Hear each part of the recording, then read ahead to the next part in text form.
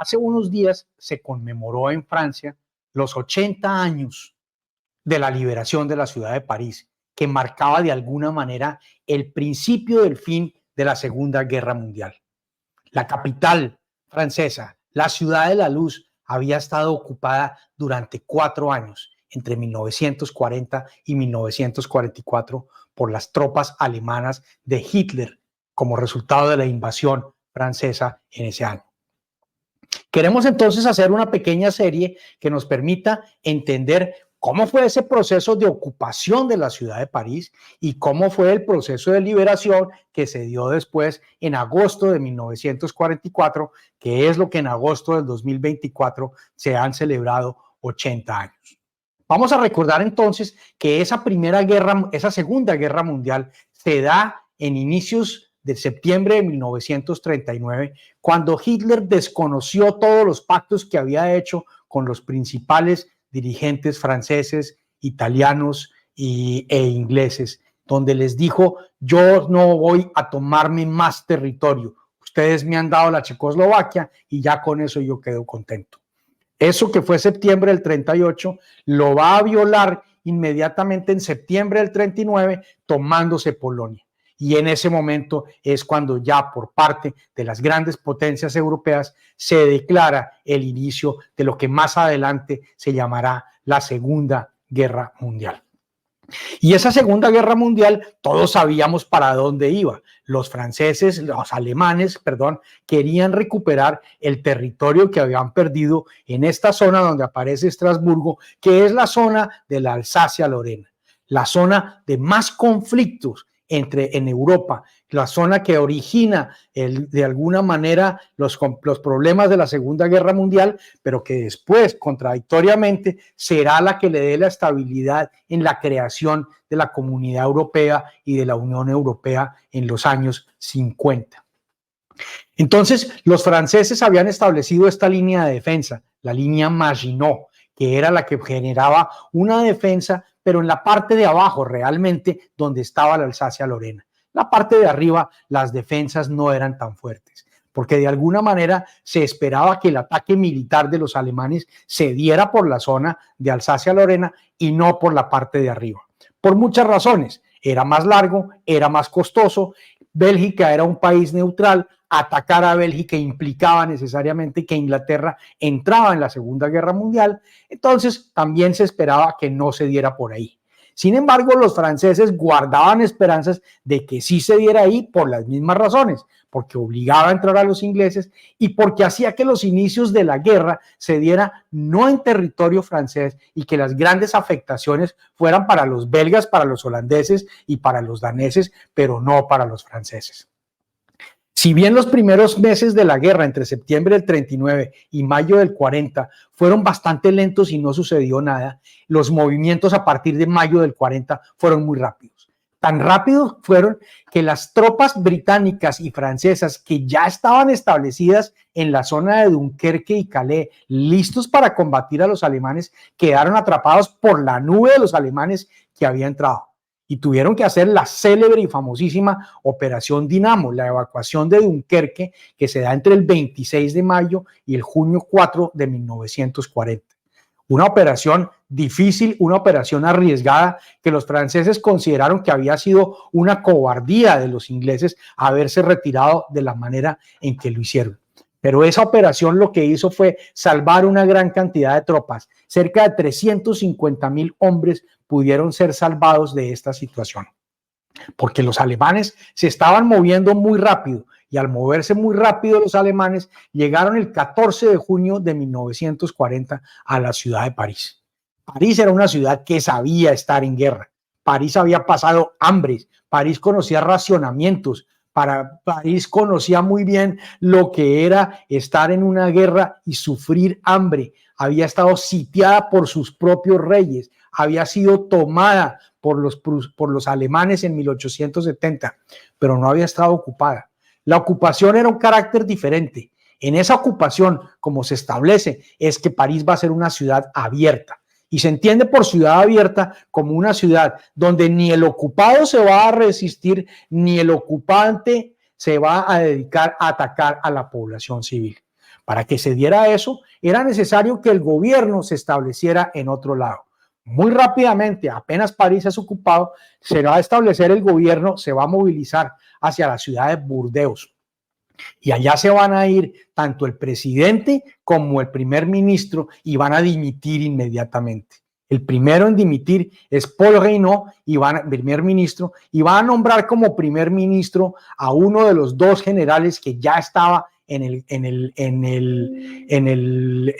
sentado trabajando con Reynaud en ese momento, que era el general Pétain, el mariscal Pétain, el gran héroe de la Primera Guerra Mundial. Teníamos dos militares en ese momento sentados en el gobierno francés, de Gaulle y Pétain. Y Pétain y de Gaulle van a representar las fuerzas opuestas, que es lo que va a mostrar la Segunda Guerra Mundial en Francia. Al dimitir Reynaud, va a generarse el nombramiento de Reynaud por parte de Albert Lebrun, que también va a renunciar a los pocos días, y entonces Pétain va a ser el presidente y primer ministro francés, va a ser el hombre fuerte en ese momento del gobierno. Y se va a quedar París sin nadie. El gobierno se traslada todo a Burdeos y al trasladarse a Burdeos se llevan inclusive los embajadores. París queda totalmente desierta. En París no hay turistas, en París no hay gobierno, en París no hay embajadores. Todo aquello que hacía París grande había desertado de la ciudad de París. El único que se había quedado era el embajador americano William Christian Bullitt, que había decidido tomar las funciones como de un alcalde de París, muy en contra de los deseos de Roosevelt, que consideraba que era necesario que el embajador americano estuviera en Burdeos representando a la nación americana. Sin embargo, París necesitaba un orden y es este embajador americano el que va a tomar las funciones de la ciudad para enfrentarse a las múltiples banderas alemanas y a la esvástica nazi que ya rodeaba por toda la ciudad de París, y que hace que en ese momento la primera alternativa que tenga el nuevo gobierno de Pétain es solicitar el armisticio el 17 de junio de 1940. Solicita el armisticio, dice: nosotros nos rendimos en este momento, porque era básicamente lo que quería Pétain. Pétain estaba tratando de ser un aliado de los alemanes y le hace el camino fácil para los alemanes, contrario al otro miembro del gobierno, que era el general de Gaulle, que es cuando está en Londres el 18 de junio de 1940 y no 44, como tengo aquí anotado, el 18 de junio de 1940, que estando en Londres el general de Gaulle es cuando da su famoso discurso frente a la BBC de Londres, dirigido al pueblo inglés, donde le dice: Francia ha perdido una batalla, pero no ha perdido la guerra. Creedme a mí que os hablo con conocimiento de causa y os digo que nada está perdido para Francia. Los mismos medios que nos han vencido pueden traer un día la victoria, porque Francia no está sola, no está sola, no está sola. Tiene un vasto imperio tras ella. Puede formar un bloque con el imperio británico que domina los mares y continúa la lucha. Puede, como Inglaterra, utilizar ilimitadamente la inmensa industria de Estados Unidos.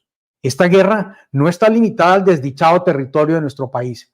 Esta guerra no ha quedado decidida por la batalla de Francia. Esta guerra es una guerra mundial. Yo, general de Gaulle, actualmente en Londres, invito a los oficiales y soldados franceses que se encuentren o pasen a encontrarse en territorio británico con sus armas o sin ellas. Invito a los ingenieros y a los obreros especialistas de las industrias de armamento que se encuentren o pasen a encontrarse en territorio británico a ponerse en contacto conmigo. Ocurra lo que ocurra, la llama de la resistencia francesa no debe apagarse y no se apagará. 18 de junio de 1940 inicia con esto en la conformación de la célebre resistencia francesa, que tendrá una gran cantidad de facciones y que tendrá una cantidad de generales franceses a su alrededor, no todos conformes con el general de Gaulle. De Gaulle era una persona que despertaba muchas resistencias, no solo frente a los ingleses y a los americanos, sino también dentro del ejército francés. Y en ese mismo momento, 18 de junio estamos en Londres, el 22 de junio Pétain firma la rendición, el armisticio. Y los alemanes tenían muy claro cómo hacer esa humillación de los franceses. Era obligándolos a firmar la rendición, el armisticio, en el mismo vagón en que ellos, los alemanes, habían firmado la rendición en la Primera Guerra Mundial. En la ciudad de Compiègne, a escasos kilómetros de la ciudad de París, al norte de la ciudad de París. Y allá van a llegar Hitler personalmente a visitar y a ser testigo de ese armisticio que se estaba dando en ese momento. 4 días después esto fue el 22 de junio, 4 días después de solicitarse, y el 23 de junio, al día siguiente, Hitler se va a la ciudad de París. Hitler no conocía París, pero conocía muy bien, nunca había ido, pero la conocía a fondo, conocía los detalles, conocía los grandes monumentos, y como un gran amante de la ópera que era, y especialmente de la ópera wagneriana, conocía todos los intrínculos de la ópera de París, que en ese momento era tal vez el escenario más importante de la ópera en el mundo. Y se toma fotos como cualquier turista para su álbum familiar, en la Torre Eiffel, en la ópera de París y especialmente en la tumba de Napoleón. Va a visitar a la tumba de Napoleón de la misma manera que Napoleón había visitado la tumba de Federico el Grande muchos años antes en Alemania. El reto que tenían ahora franceses y alemanes era ver cómo lograban congeniar en la ciudad de París, que era una ciudad libre, una ciudad ocupada, una ciudad que no libre, digo yo, abierta más bien, es la palabra correcta, que no debería tener una resistencia militar. Y es cuando se establecen todos estos nuevos franceses y alemanes, se van a establecer en la ciudad y van a compartir la vida y la cotidianidad, haciendo las actividades que tenían que hacer todas estas personas. El Pétain conforma un nuevo gobierno y el acuerdo que tiene con los alemanes es que va a haber Francia dividida en 2 partes.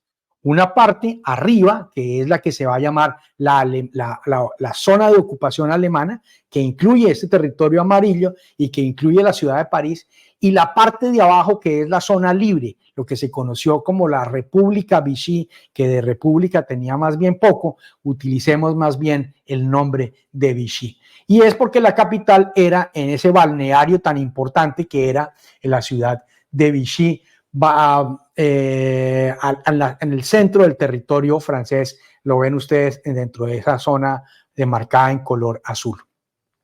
La República Francesa se había creado en 1789 con muchas dificultades y había caído y se había vuelto a restablecer y había vuelto a caer, pero tenía un moto fundamental y su palabra fundamental era el liberté, égalité, fraternité. Libertad, igualdad, fraternidad.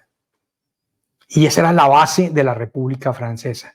Y lo que nuevo va a generar ahora el mariscal Pétain es que ya no vamos a hablar de una república francesa, sino vamos a hablar de un Estado francés. Y un Estado francés que lo primero que va a hacer es cambiar el liberté, égalité, fraternité por trabajo, familia y patria. Mucho más acorde con los principios del fascismo.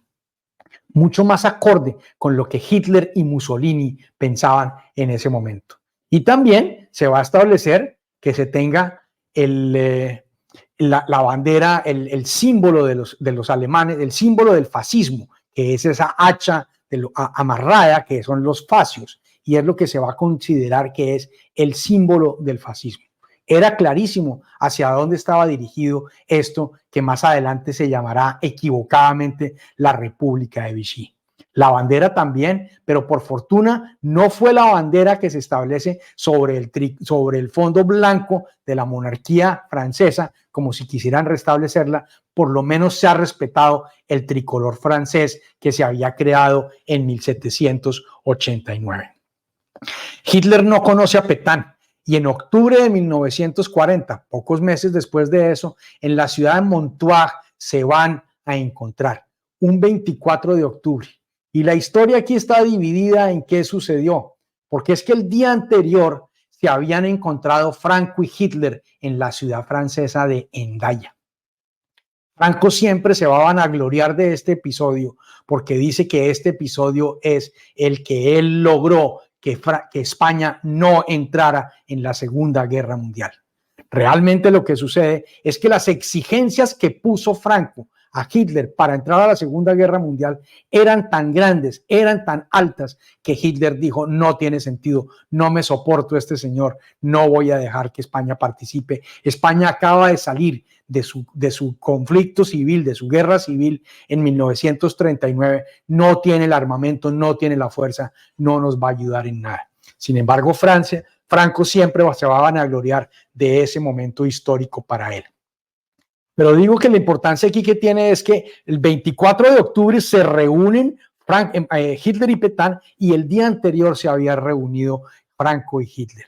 Unos dicen que Hitler aprovechó que iba a visitar a Franco para visitar a Pétain, y otros dicen que aprovechó que iba a visitar a Pétain para visitar a Hitler. ¿Cuál fue primero, el huevo o la gallina? Siempre existe esa discusión. El hecho es que Hitler aprovecha su viaje y tiene la reunión con estos dos hombres. La ciudad de París ya está tomada en este momento, ocupada por todas las tropas francesas, las tropas alemanas, que están simplemente instalados en la ciudad de París esperando el siguiente destino.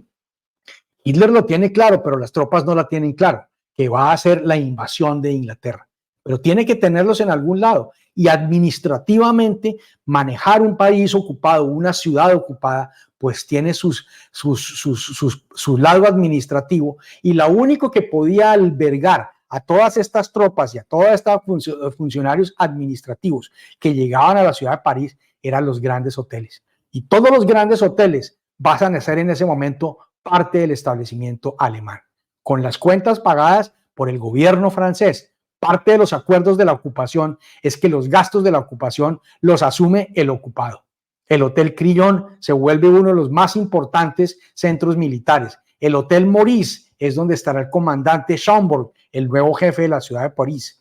El Hotel Ritz también será el hotel donde le generen una suite para Hitler, que nunca fue a visitar y no la conoció, pero el mariscal Goering sí tenía su suite en el Hotel Ritz. En el Hotel Lutecia también había militares. En el Hotel Majestic, que es hoy el Hotel Península, también se crearon unas bases importantes que tenían ahí sus cuarteles. Lo mismo en el Hotel George V, el Four Seasons hoy en día, el Hotel Rafael. Todos los grandes hoteles se prestaron en ese momento, no tenían alternativa para servir de hospedaje y de sede administrativa de esa nueva gobierno alemán que estaba en la ciudad de París. Pero no contentos con haberse quedado con todos estos hoteles, también se van a tomar las residencias de aquellos judíos, empresarios judíos que habían abandonado. La familia Rothschild tenía una inmensa mansión en la avenida Friedland, muy cerca del Arco del Triunfo, y los alemanes las van a tomar. Como decíamos, el reto más importante era hacer que en este momento pudieran los alemanes y los parisinos congraciarse y vivir juntos en una ciudad ocupada, tratando de hacer la cotidianidad. Los turistas americanos habían sido reemplazados en los grandes cafés de los Campos Elíseos y del barrio latino por los alemanes que se sentaban a tomar sus copas y a leer la prensa. Era el cambio que había, pero la zona era una zona relativamente tranquila hasta que empieza el hambre a afectar a la ciudad de París. Los parisinos sabían muy bien lidiar una ciudad en guerra. Esta generación no les había tocado, pero son hijos y nietos y bisnietos de anteriores generaciones de parisinos que tuvieron que sufrir todas las desgracias de la guerra de 1870, la guerra franco-prusiana y de la Primera Guerra Mundial. No estaban desacostumbrados a los carnés de racionamiento, no estaban desacostumbrados a las colas para comprar el queso, no estaban desacostumbrados a las colas para comprar los lácteos, ni a las colas para comprar el pan, ni el jamón, ni tampoco a las colas para poder ir a los espectáculos. La ciudad estaba ocupada, y esa ocupación iba a durar hasta que finalmente se acabara la guerra favorablemente para Hitler. Y lo que estaba logrando Hitler en ese momento era preparar sus tropas para lograr hacer su operación León Marino, que era la que más le interesaba, que era invadir Inglaterra, tomarse Inglaterra por aire y por mar. de la única manera que no podía era por tierra naturalmente, pero que va a empezar esa operación en 1940 y después de unos grandes fracasos va a abandonarla completamente. Y nos muestra ya Hitler en la ciudad de París lo que realmente está pensando sobre sus limpiezas étnicas. Hitler había empezado en este momento a tomar la población francesa, la población judía, que se estimaba 150.000 judíos en la ciudad de París, y las empieza a obligar a que no pueden ir sino a ciertos sitios y que tienen que portar siempre una estrella de David visible para hacerse saber que son judíos, que siempre tienen que estar ocupando unas posiciones diferentes, que tienen sus propios restaurantes, no pueden ir a los espectáculos de los otros. En fin, se ve todo ese odio que Hitler tenía ya por esa población judía, que viene desde mucho antes, pero que empieza a tener unas implicaciones militares desde años antes de esta invasión, de esta ocupación, que es en noviembre del 38, cuando en París es asesinado Ernst von Rath, un diplomático alemán, y es asesinado, se sospechaba que por unos judíos. Y eso lo que va a hacer es que los 2 días siguientes, el 9 y el 10 de noviembre de 1938, todo el territorio alemán se dio lo que se conoció como la Noche de los Cristales. Como la mayor parte de los judíos tenían sus comercios, les han roto las vitrinas de los escaparates a todos los judíos. Y por eso se conoce como la Noche de los Cristales. Entonces estamos ya de regreso en París, 2 años después, 1940, en el centro de este episodio que había detonado en la Noche de los Cristales en 1938. Las resistencias tenían que empezar a hacer unas grandes resistencias. En 1940, en noviembre de 1940, Hitler prohíbe que se celebre lo que era tradicional el 11 de noviembre como el Memorial Day, que se celebraba en Inglaterra y Estados Unidos como el final de la Primera Guerra Mundial. No había mucho que celebrar para Alemania como final de la Primera Guerra Mundial y por eso prohíbe, pero sin embargo los estudiantes se manifiestan y todos van a ir los estudiantes al Arco del Triunfo, a la tumba del soldado desconocido, y van a poner flores, desafiando, y empieza a sentirse esa resistencia por parte de diferentes frentes en la ciudad de París. Los estudiantes son arrestados, fueron llevados a la prisión de Cherché-Midi y hoy encontramos a la salida del Arco del Triunfo en la ciudad de París. Vamos a encontrar que hay una placa que nos dice el 11 de noviembre de 1940, delante de la tumba del soldado desconocida, los estudiantes de Francia, manifestando en grupo, en masa, fueron los primeros a resistirse a la ocupación. La formación política viene por el lado de los de las tropas de De Gaulle, la formación militar viene por este lado, la resistencia civil empieza por el lado de los estudiantes. Los judíos entran en grandes redadas. Hay unas redadas muy importantes que se hacen contra los judíos. Una famosa que fue el del Velódromo, donde se empiezan a llevarlos a los campos de concentración que había en territorio francés para después llevarlos al famoso campo de Auschwitz.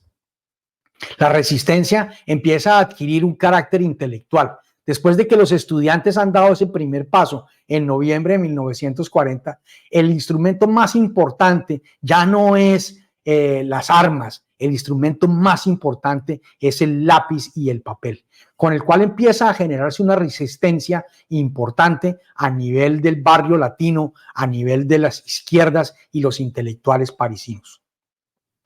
Lo que sucede en este momento entonces es que vamos a tener un gran símbolo de la unidad de la resistencia, que es lo que se conoció como la cruz de Lorena. Esa cruz con una doble travesaño, que era lo que representaba la cruz de Lorena y el símbolo de la resistencia, y que se asocia siempre con el general de Gaulle, pero que realmente tiene muchas más facciones en ese momento.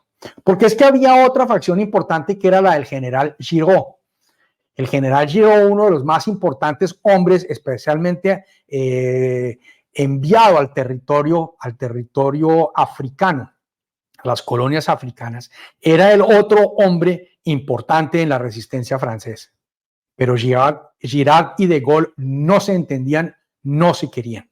Y los ingleses y los británicos sabían que para que pudiera funcionar cualquier esfuerzo de resistencia, tenía que ser una resistencia integrada.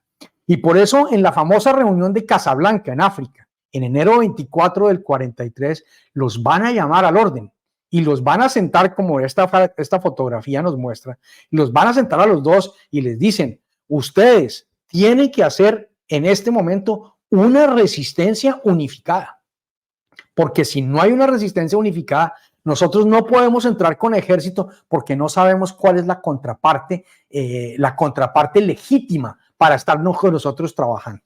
Y eso es lo que hace que se integre ese Comité Francés de la Liberación Nacional.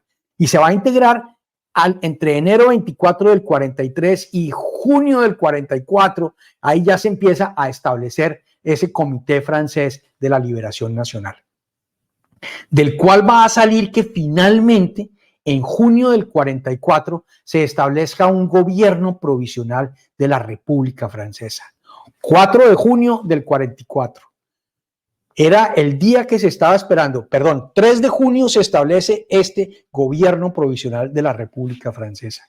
El 4 de junio era el día que se estaba esperando para que se diera el desembarco en Normandía, que no se dio el 4 de junio por temas de clima y hubo que correr la fecha 2 días. En Francia nadie sabía, ni De Gaulle, ni Gigot, ni nadie sabía lo que estaba sucediendo, porque ese es el momento que va a marcar el inicio de la liberación de Europa, con ese día del 6 de junio de 1944, que será lo que vamos a ver en la siguiente edición.